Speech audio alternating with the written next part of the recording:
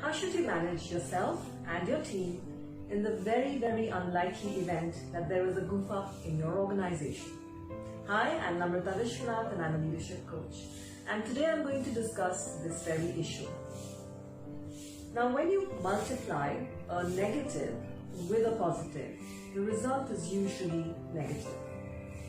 So even if you're the most well-intentioned, positive, sincere person with a really high standard, there are those occasional inadvertent mistakes or errors that do happen.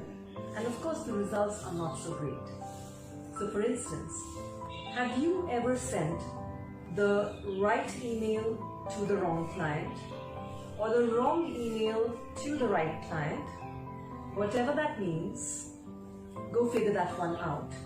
But the point I'm trying to make here is that mistakes can happen, they do happen, even if you've got really high standards and you're trying your best to do your best, or your team is trying to do their best. And the usual reaction when a goof up happens in an organization, or by a team member, or by the leader himself, is that there is a lot of self-blame or blame on the team, or you hyperventilate on yourself, hyperventilate on the team, die of shame or self-guilt, and this goes on for days. Now here's the 3-step process that I'd like you to follow if this kind of a situation ever happens to you. So the first is acknowledge that you and your team are as human as anyone else.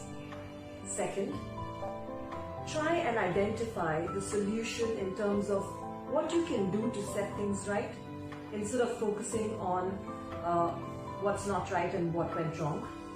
And third is, once you've identified that solution, take swift action to rectify and set things right. Now, leadership is about ownership. Leadership is not a blame game. Leadership is about finding the solution and keeping your calm even if there is a goof up in your organization, and using that goof up as a learning lesson instead of berating yourself and your team. So here's what I want you to do in the very, very unlikely events should something like this ever happen to you or to your organization and your team, is keep calm, identify solution, and take action. So that's what I'd like to leave you with. Thank you so much for listening in, and see you in my next video. Bye-bye.